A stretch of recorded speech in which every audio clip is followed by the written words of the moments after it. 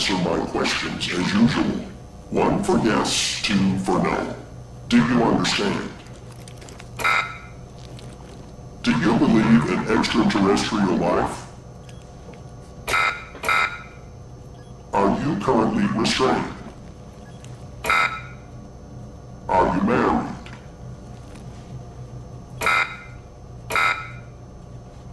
Do you work in law enforcement? Do you know who I am? Do you know who you are? Are you...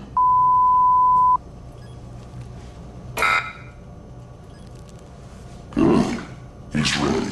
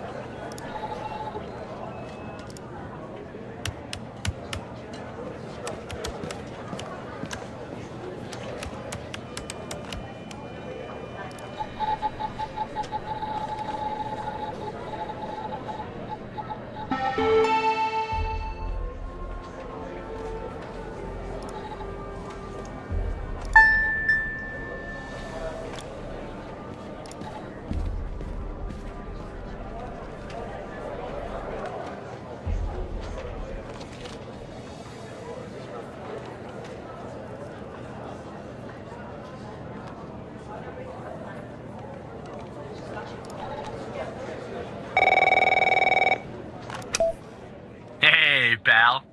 How you holding up? Get all that booze out of you?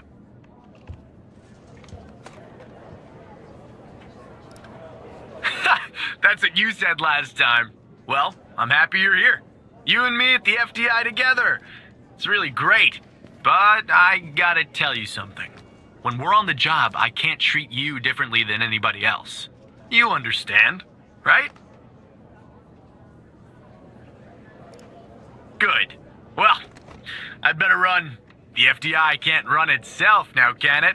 Good luck with your first day. All right?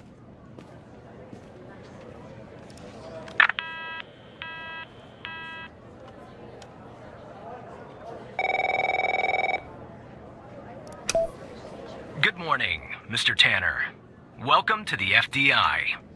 I assume you're up to speed on your mission here at the operator program? You know the basics. Good. So, just to recap, your job is to support our agents by providing them with all the help they need in the field to solve a case. That help can come in the form of fact-checking, video and audio analysis, even lab work. My job as a supervisor is to link the agents with an appropriately matched operator. Any questions? Fine, but first you need to learn how to respond to an agent's request. Let's do a dry run, shall we? I want you to find my age. This objective just popped up at the top left of your screen, beside the applications menu. See it? Whenever you're stuck, or if you need help, simply click on the question mark next to the objective. Go on and click on the question mark, Tanner. Yes, just like that. You can always click on the question mark if you get stuck, though I'm hoping this won't happen often. I'm giving you access to the human database. The human DB, as we call it here. You can find this and other tools to help you solve agent requests in the Applications menu. Now go ahead, Operator Tanner. Solve my request. Find my age. When you find the answer, click on the objective and then select the answer on the screen.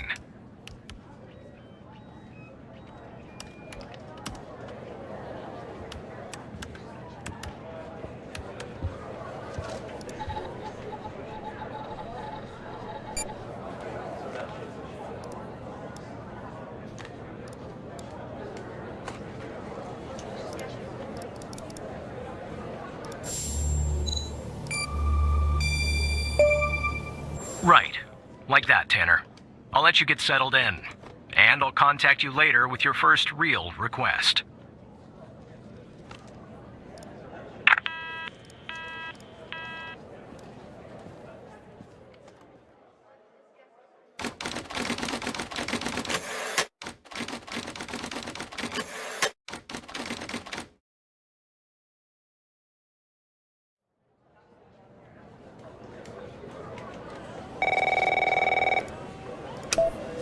Tanner, looks like your first request is somewhat of a baptism by fire. I have an agent working a homicide. It's her first case, too. Not ideal, but consider this a learning experience. I'll be monitoring you in the background. I'm patching the agent through now.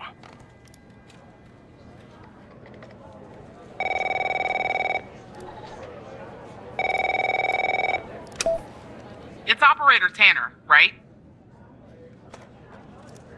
I don't think our paths ever crossed at the Academy, did they? Anyway, I got a homicide at a bar downtown called The Sanctuary. Ironic, no? My Vic, dead on arrival. Is male, Caucasian, early 60s. He was shot in the head at close range around 2 a.m., just before closing time. As far as evidence, I got some surveillance footage from the bar. And, some kind of list that I found on the deceased. Any chance you can work your operator magic and help find me an ID on the shooter? Thanks, operator. Okay, I'm sending over the files. Good luck.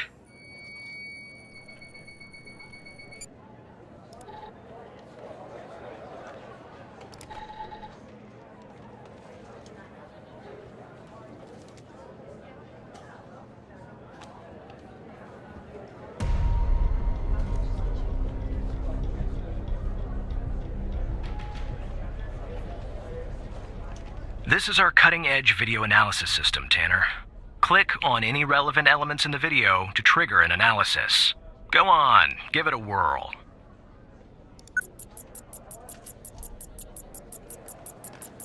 Just like with the video, you can click on a photo for further analysis.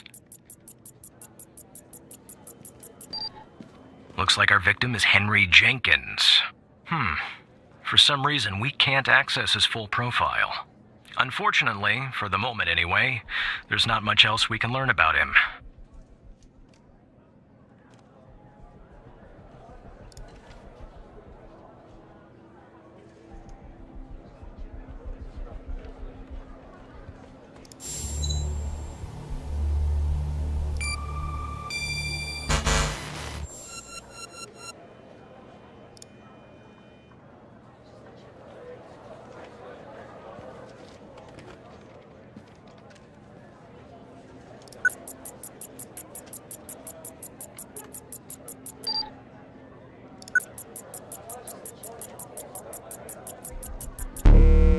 The footage quality is insufficient for a proper ID, operator.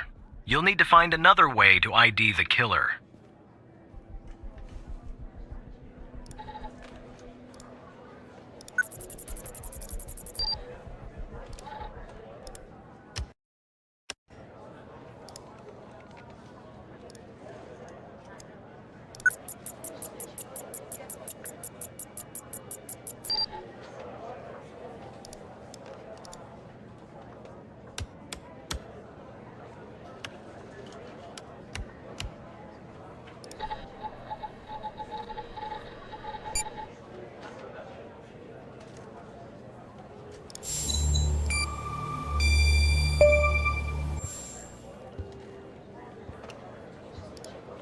Nice. Now we know the perp's name. You got something for Wells' address? Because I'll take it if you do.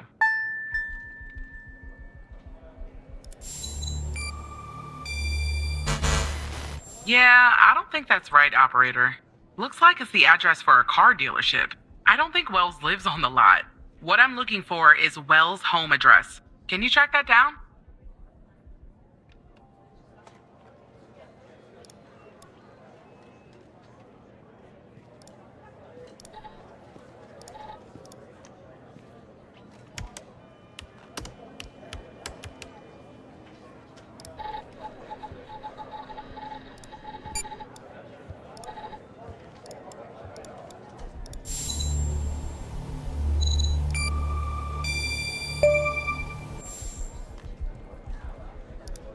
Yeah, that'll do. Nice work. Next up is to bring Wells in. I'll keep you updated. Thanks, Operator Tanner.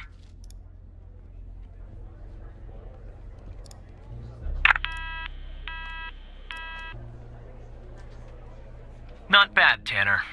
Not great, but not bad either. I'll contact you later with your next request.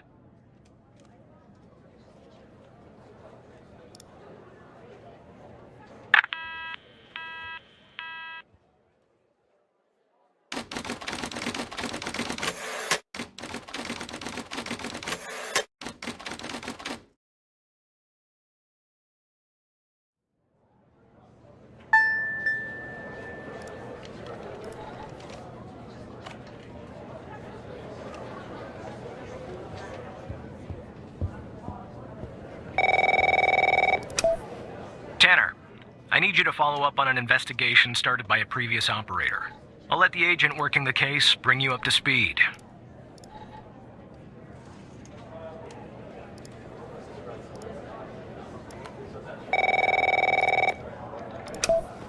Oh, please.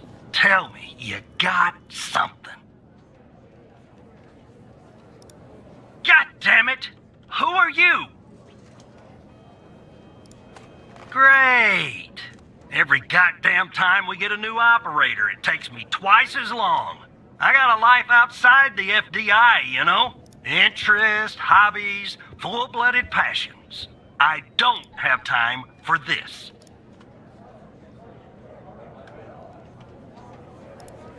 I got a missing persons case out here in Dryfield, Nevada.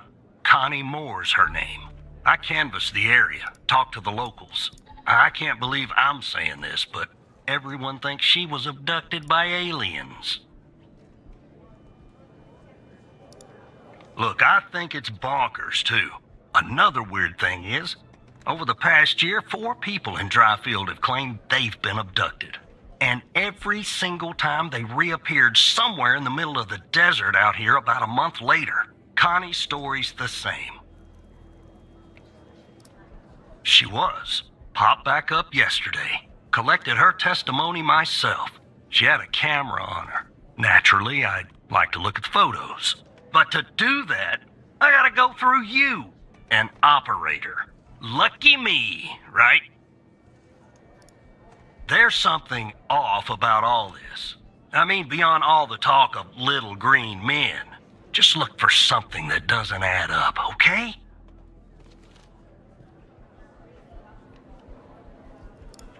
Here are the files.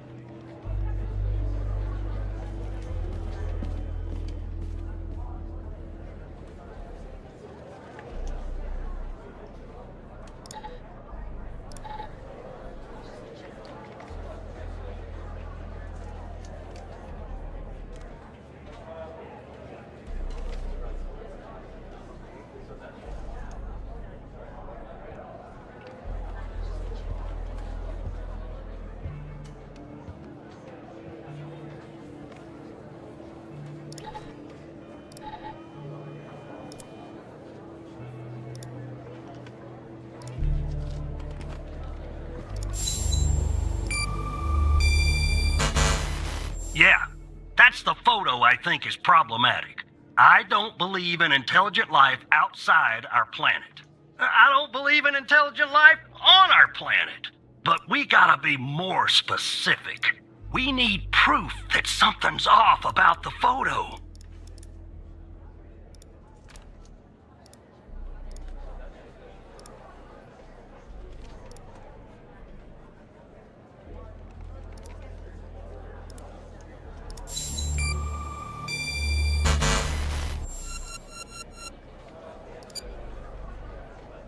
Connie Moore claims to have taken a photograph of a UFO. If you're of a more rational mind, operator, most likely she did not. Your objective is to find a shortcoming or problem with said photograph.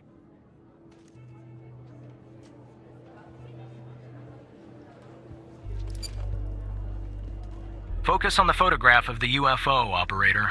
Consider looking at the photo's metadata. Maybe that will spark something for you.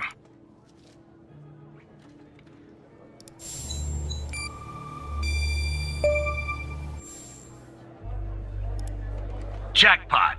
Connie said she took that photo the day she disappeared. Clearly, she didn't. Maybe the aliens did funny things to her brain. Maybe her brain was funny to begin with. Do me a favor.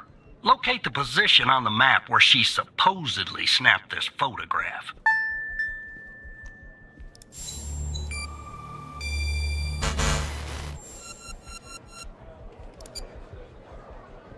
You know the time this particular photo was taken, operator. You also have cell phone data detailing where Connie Moore was and at what time. Now we need to know where she was at the time she took this photo.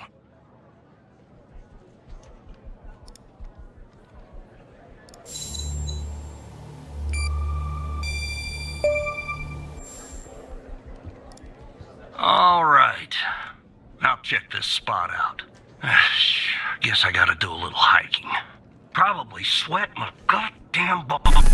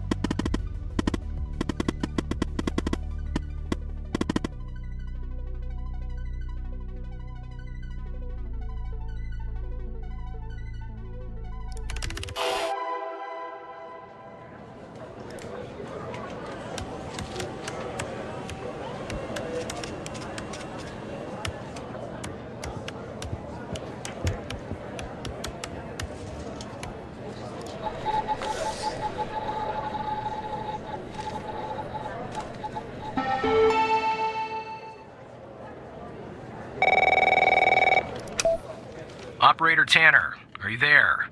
Agent Walker told me that your connection was suddenly cut. And when I tried to contact you, you were offline. What happened?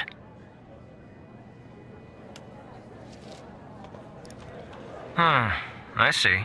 I'll have IT look into that at once. The second shift of operators has arrived. You can go home now, Tanner. See you tomorrow. And don't be late.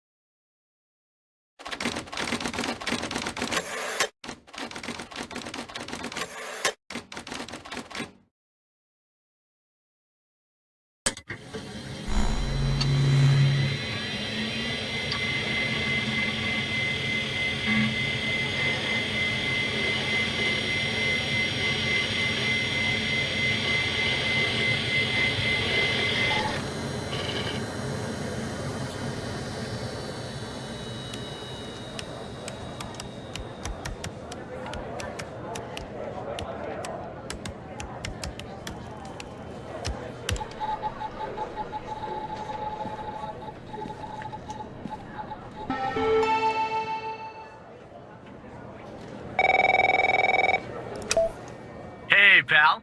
So, tell me, how'd day number 1 at the FDI go? Everything you had hoped for? All right. That's what I like to hear. Sorry, buddy. My phone's ringing off the hook here. I gotta run. But hey, great job. And, just keep plugging away, okay? I'm proud of you, Evan.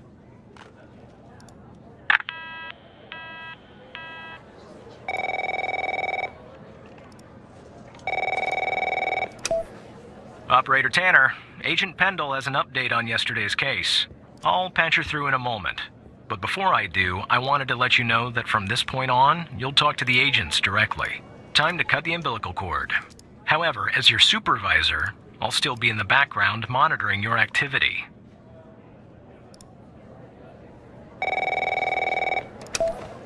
Good morning, Operator Tanner. So you remember Ray Wells, right? So I checked out the address you gave me, but no sign of Wells. Then I get a call from Vice, and guess what? Wells was found dead in a downtown parking garage early this morning. Shot. Point blank range. Now I'm working 2 homicides, and it's my first week. Welcome to the FDI, Alexandra. Anyway, the garage has cameras, and I got some footage of Wells. That's the good news. The bad news?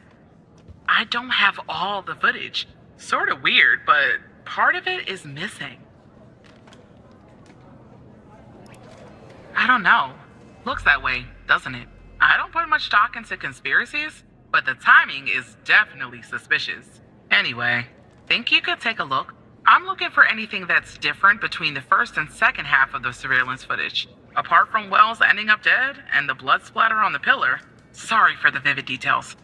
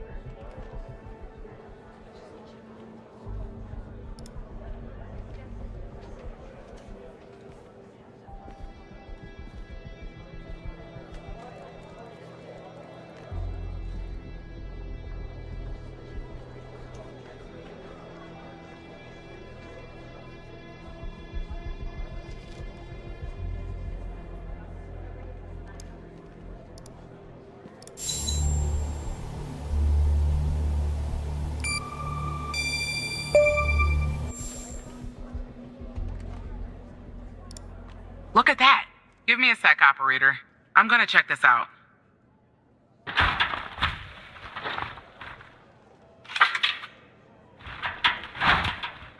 Well. I just found a bullet lodged in the light's framework.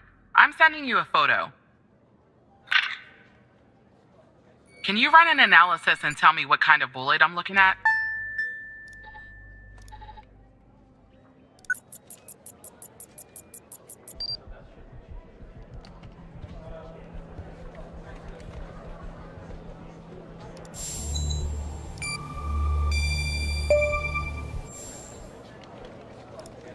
.45 caliber?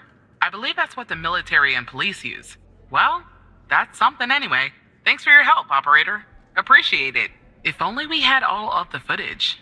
Anyway, I should get back to the scene. Keep digging and see if you can find anything else about our perp.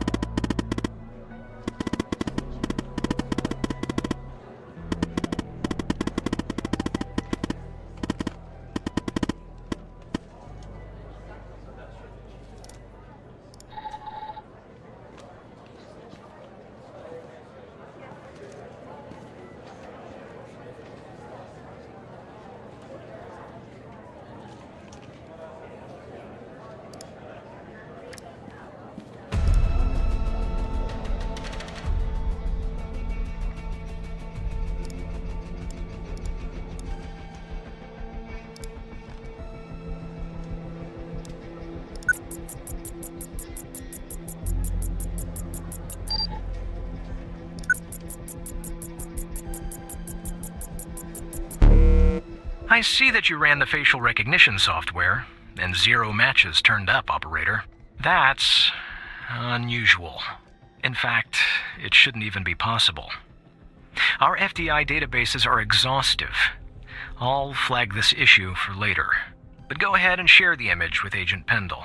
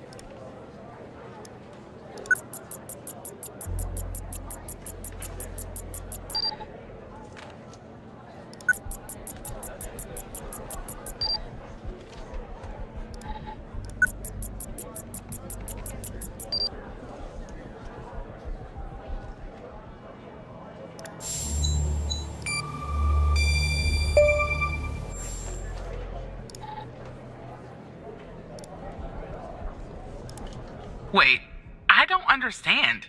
How did you get that, Tanner? Well, this is huge. Thanks, Tanner. I don't want to be greedy, but can you give me a better image of the shooter's face?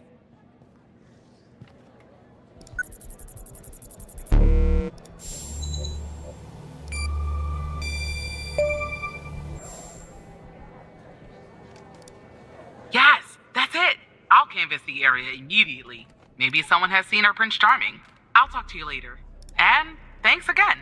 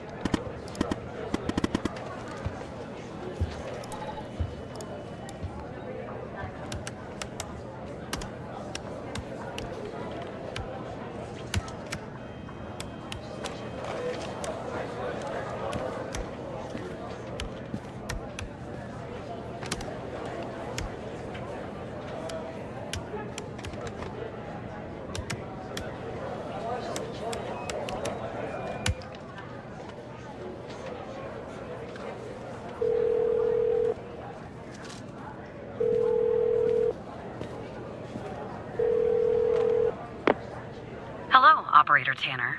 Hal told me that you'd be calling. Okay, I'll try to keep this short. About a month ago, I started working on a missing persons case. A woman reported that her husband had been gone for over 48 hours. Almost right away, the case felt different. Red tape all over the place. An unusual lack of cooperation from my superiors and colleagues. Unanswered calls. Suddenly, the FDI felt like the most incompetent department in the country. After an almost endless game of phone tag, I finally managed to get an appointment with a superior. The plan was to sit down and talk about the case first thing Monday morning. That Sunday night, I'm awoken by a phone call. The woman's apartment has burned to the ground. And the woman, what's left of her anyway, has been found dead in the ashes. Well, it gets worse. So I started looking into the fire, of course. I couldn't help myself. Plus, I felt like I owed it to Mia.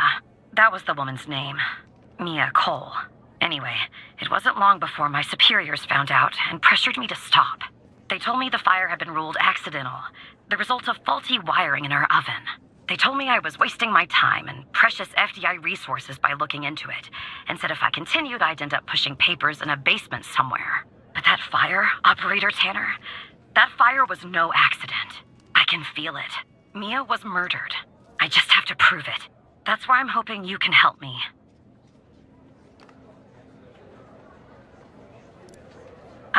I'm sorry, but I can't really go into that. Not now, anyway. You just have to trust me.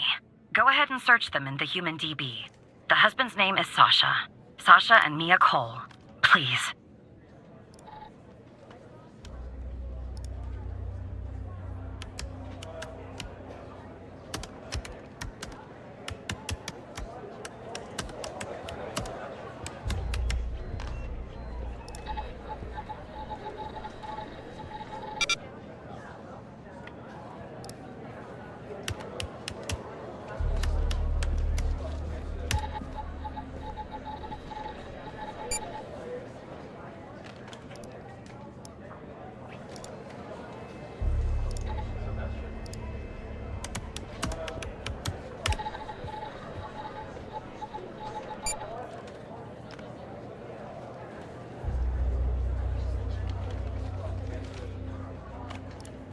Just another coincidence, right?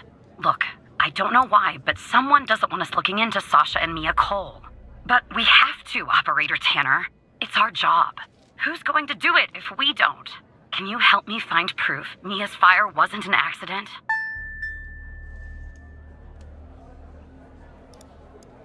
You'll take a look then? Oh, thank you. As far as how to access the case files, that's not really my area of expertise. But you can ask Hal.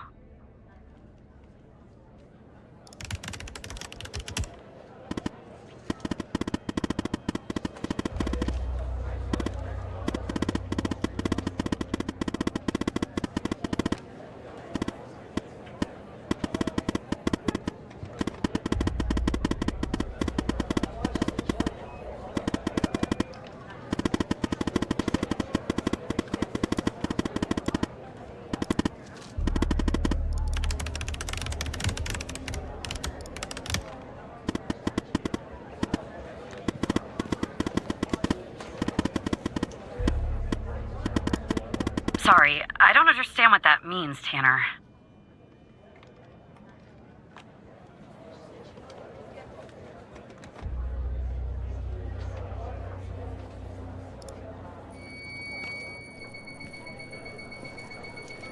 Despite being, well, a thorn in the side, you have to admit Hal gets results.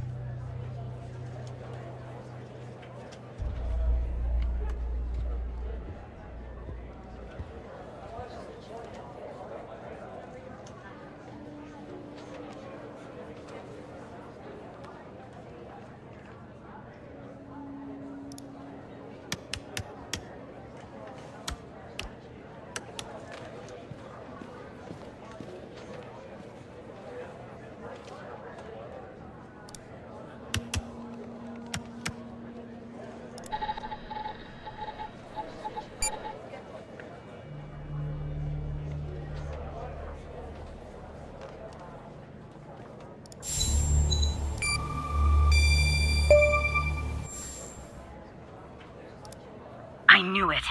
Faulty wiring my... You know what. This was no accident. Someone started this fire and killed Mia. But why? Maybe I'll end up at a desk in a dark basement somewhere, but I'm going to keep digging into this. It matters to me. I grew to know her. Mia, I mean. With our line of work, you try not to get emotionally involved. That's what they teach you at the academy anyway. Almost from the start. And usually, I can turn the switch off. I learned to do that. Feel nothing. But with Mia, I just never could. She wanted to be a singer, she told me. That was her dream. And I'm not exactly an expert, but she did have a good voice. Really. She was just a decent person. Wanted to find her missing house. I found something else out. When Sasha disappeared, she was 3 months pregnant. The thought of her raising that child on her own, after everything that happened, got her. And one day, she and the baby were suddenly gone. Someone killed them, Operator Tanner. Someone killed Mia and her baby. Are you still there? Oh. Anyway, thanks, Operator. Because of you, I finally have proof. Knowing Hal, well, as much as someone can know Hal, I have a feeling this won't be the last time you and me work together.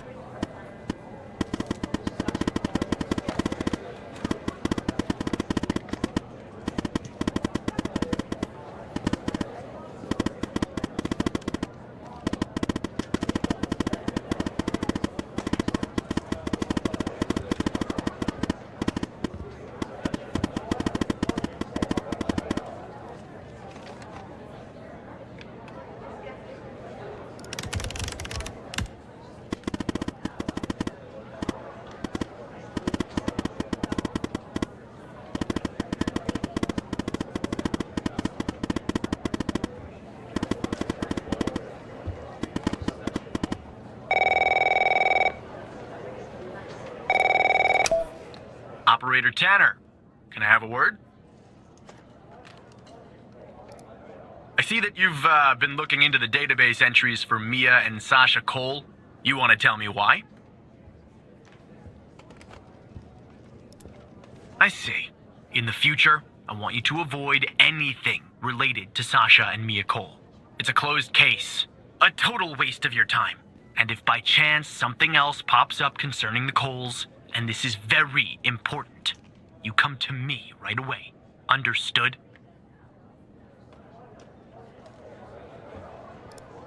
I'll talk to you later.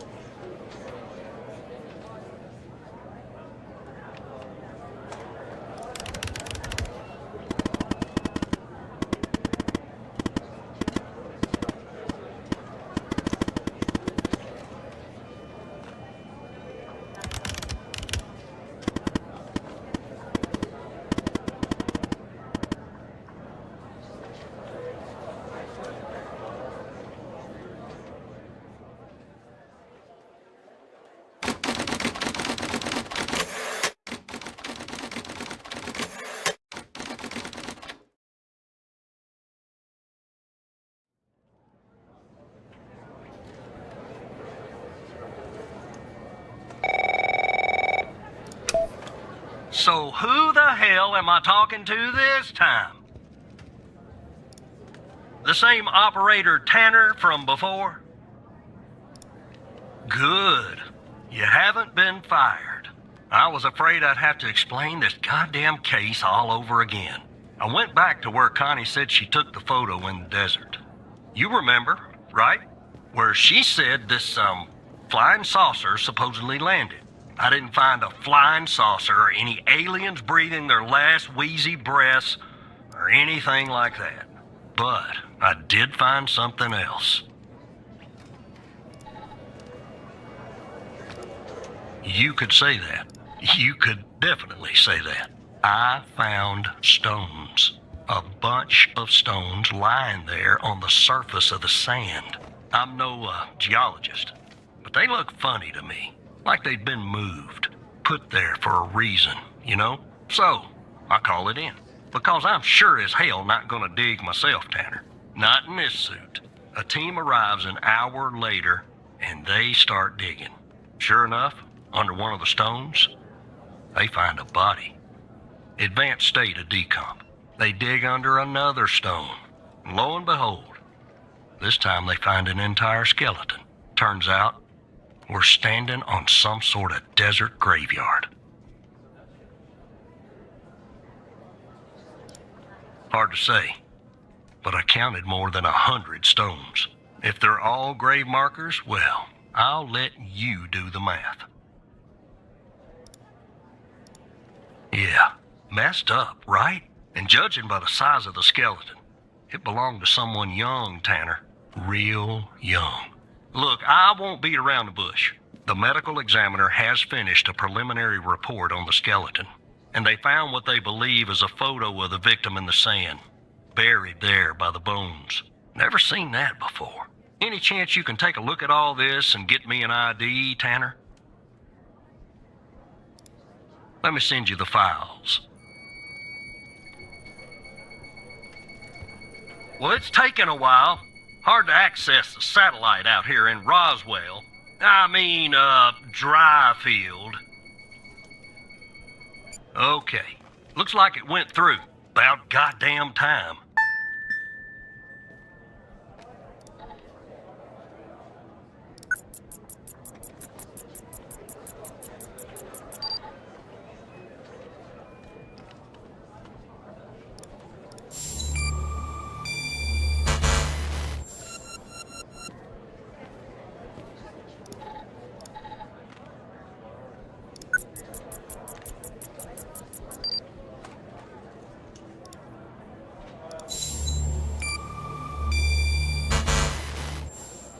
Yeah, that looks like it could be the first name.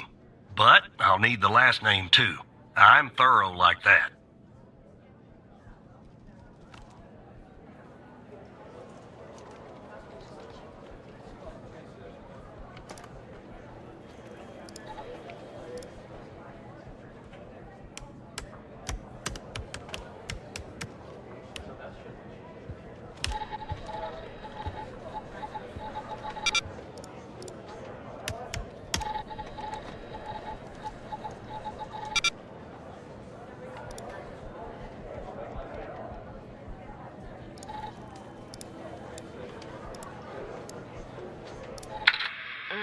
The skeleton appears to be female, estimated at 9 years of age.